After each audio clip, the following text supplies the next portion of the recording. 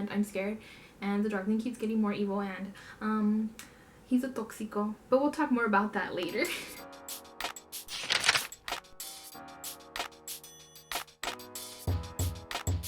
Hello book lovers, welcome back to my channel. Today, as promised, I am spoiling Siege and Storm, otherwise known as Book 2 in the Shadow and Bone series.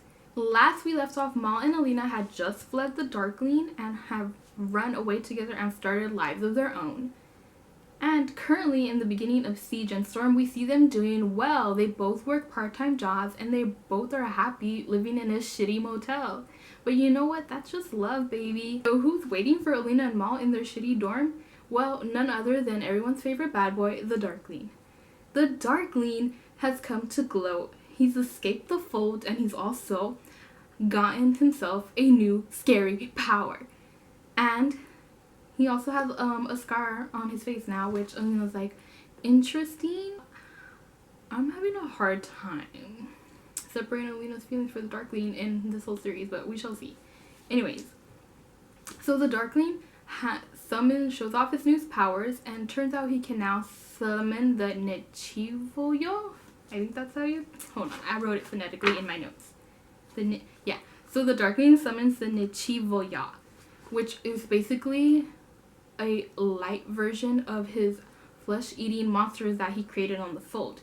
Now, these can attack you, and he has one attack Alina and bite her in the shoulder. This causes Alina to pass out, and while she's passed out, the Darkling manages to kidnap her and Mal. Alina finally wakes up. She sees her old best friend from book 1, Genya. Yes, I know. Her name is pronounced Genya. My bad. She sees Genya, and Alina's kind of mad. She knows now that Genya was playing her this whole time and was never her true friend. So Alina's not too happy to see Genya. Eventually she takes above deck and she asks, where the heck is Mal? And turns out Mal has been in prison. For what reason? Because the Darkling felt like it. The Darkling tells Alina that he has a new plan. He's gonna hunt the Sea Whip. Now the Sea Whip is basically, I would say, our equivalent to the Kraken. It's a giant snake, underwater snake. And it's also like the stag, a mystical, fantastical creature in Ravikan mythology. And the Darkling wants to get the Sea Whip and kill it and I believe he wants to take their scales and give Alina another amplifier. Alina calls him crazy because no Grisha has ever had 2 amplifiers at one time. But the Darkling's like, but Alina, you're different. We're different. We can do this. So Alina refuses, of course. But then the Darkling convinces her by threatening to hurt both her and Mal. And since Mal doesn't want to see Alina hurt, he agrees to hunt the Sea Whip for the Darkling. It turns out the ship that the Darkling has taken both Mal and Alina aboard is captained by some strange ginger guy named Sturmhond. Is that how you say it? Yeah, Sturmhond. And he's not too happy with the Darkling threatening to torture Alina, so he tells the Darkling, yo, no one's getting tortured on my ship, Darkling. I don't care if you're the baddest bitch in all of Ravnica. You're not gonna torture a girl on my ship. So the Darkling's like, okay, whatever. Aboard Sternhouse crew is Tamar and Tomia, 2 Shuhan twins who are biracial. So yes, we love diversity. We love to see some POC in this world. I didn't notice any in the first book, but let's continue with the summary. Ma eventually finds the Sea Whip and the crew successfully manages to wound the creature. Sturmhond decides to stage a coup, and it turns out Genya wasn't such a fake friend after all, because she helps Alina and Mal escape and go onto Sturmhond's ship, while the old ship they were on crashes and burns.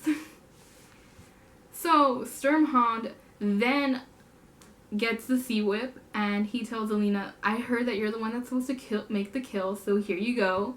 So Alina hesitates again, but she's kind of out of options. Like, the creature's there, it's bleeding out and dying, and Alina makes up her mind and just kills it because she didn't want to see that fantastical creature suffer anymore.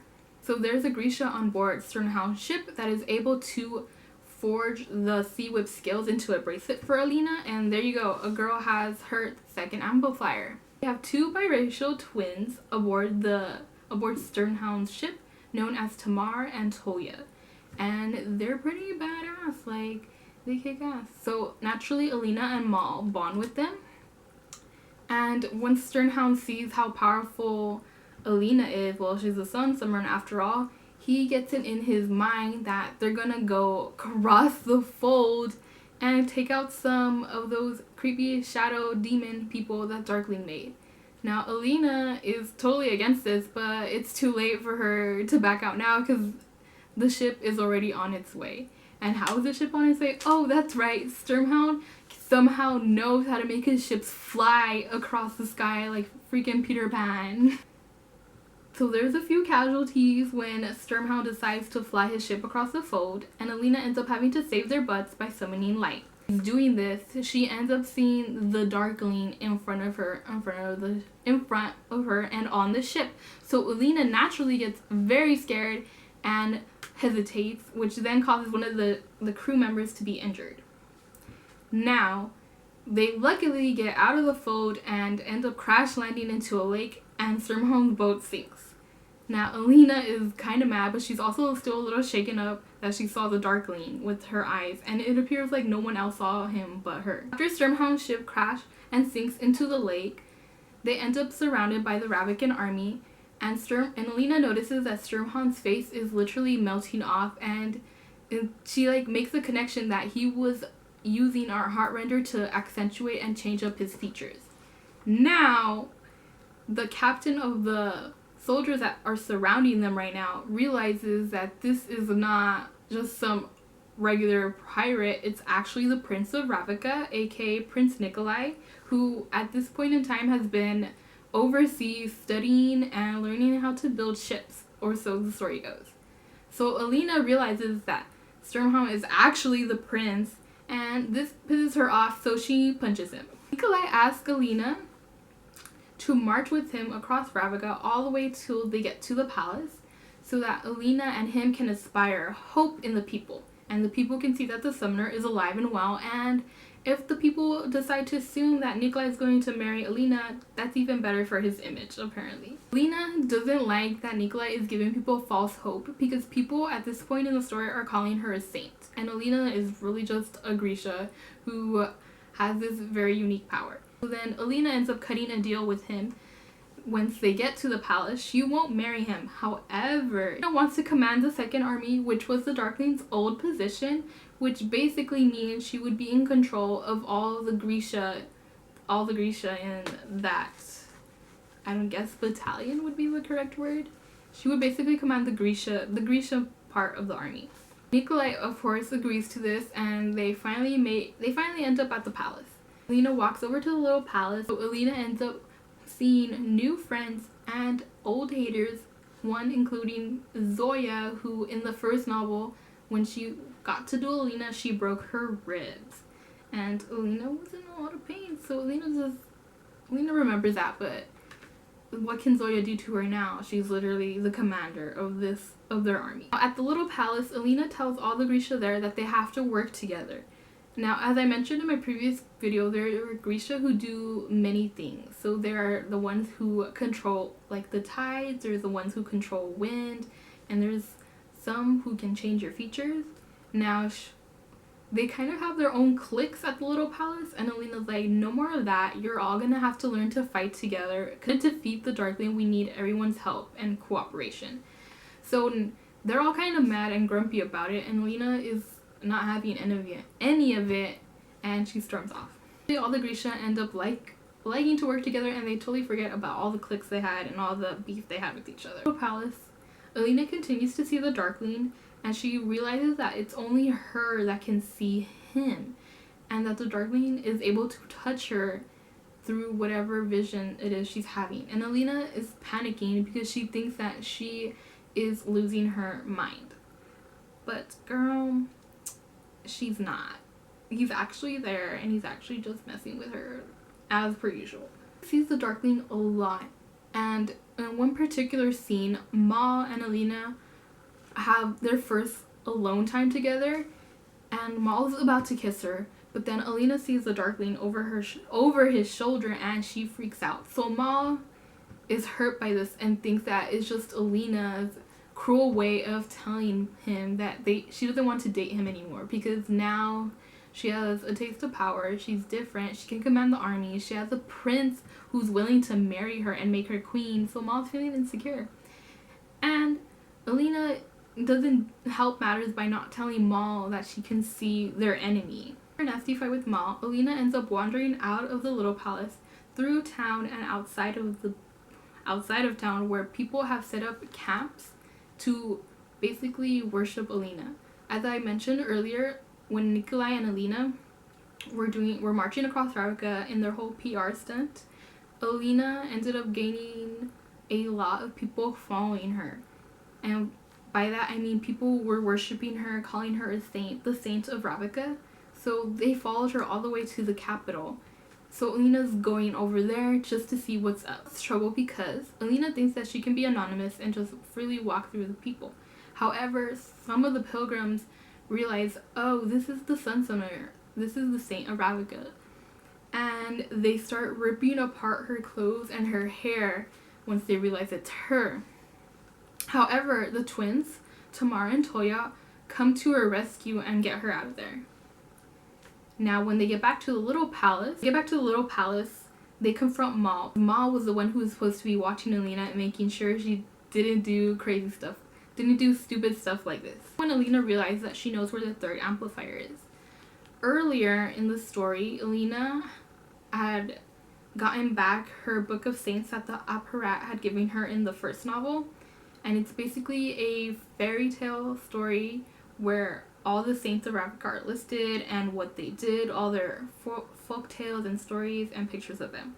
So in this particular picture that Alina saw is basically she sees arches and the saint, and she sees a firebird, and she realizes that where those arches are is the same valley where her and Maul were found as kids before they were taken to the orphanage. Volunteers to hunt the firebird, and he wants to go alone, but one of the twins agrees to go with him.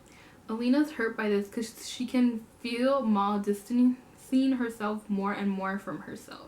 Alina ended up walking towards the pilgrim and out of the palace is because that fight she had with Maul. It's because Alina finally confessed and told him that she can see the Darkling. Maul volunteers to find the firebird. She thinks that is Maul's way of distancing himself from her forever. So Nikolai comforts her and basically tells Alina she needs to let Maul go because she's destined for greater things and their relationship is holding her back, which is kind of an ugly thing to say, but it's kind of true in this context. Alina continues to be gloomy that whole night because Maul is leaving and she doesn't want him to leave when there's so much tension between them. However, she can't brew for too long because it's Nikolai's birthday party and she needs to put on a happy face in front of his guests. So at Nikolai's birthday party, his older brother, which I totally forgot his name, let's just call him older brother. His older brother, so he successfully made a treaty with their old enemies, the people in the north, which I'm going to put the name of this place here because I did not write in my notes how to pronounce it. So we're just going to leave it there. Nikolai is the first to realize that the treaty is a trap and the Darkling is probably already on the palace grounds. So he gathers everybody and to evacuate them, but it's too late because the creepy shadow monsters that the Darkling has learned to summon, I believe it's the Nichivoya, have already broken into the palace. So Nikolai gathers everybody. Alina tells him to evacuate everyone, take as many people as he can, and to take the Darkling's mom. Alina and Maul run off to the little palace to try to help the Grisha escape as well. When Alina and Maul get to the little palace, it's a mess. There are bodies everywhere. So many Grisha are dead. The few survivors that Maul and Alina found are traumatized and fighting for their lives. Alina summons as much light as she can and she's going to shoot it at the flesh-eating demon people, who I keep forgetting what they're called, so that the rest, what is left of the second army, can escape. Luckily, Alina's worshippers, the pilgrims, come to their aid and they help the rest of the second army fight off the demon. This is when the Darkling makes his grand entrance and tells Alina that he will stop the attack if she switches sides and comes to him. Alina is definitely tempted by his offer because she saw how much of the second army is left. She saw how many people died because of his invasion. So Alina decides to cut her losses and agrees. Alina goes to the Darkling and she tells him that her power is his, but his is also hers, and she kisses him. Now, the Darkling's very happy that he's finally convinced Alina to join forces with him, but Alina is not a pendeja. So, since the Darkling is distracted, she ends up using her power and somehow is able to create more monsters using his power and hers. So she ends up creating her own Nechivoya. And this then weakens both her and the Darkling. And she continues to do so until they're both basically dying. Maul is not ready to lose Alina that fast. So he pulls her off of the Darkling.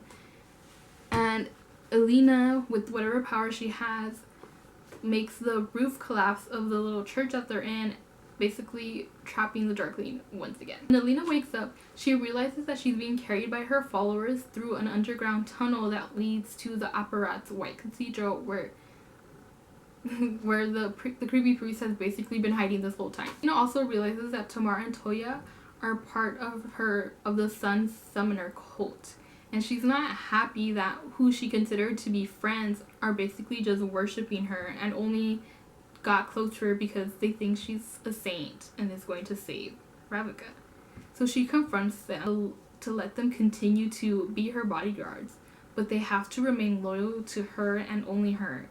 Once Alina settled in the White Cathedral and she has her own room, she's finally able to see herself in the mirror, and her whole body has become thinner. She looks palish and sickly, and her hair has turned completely white.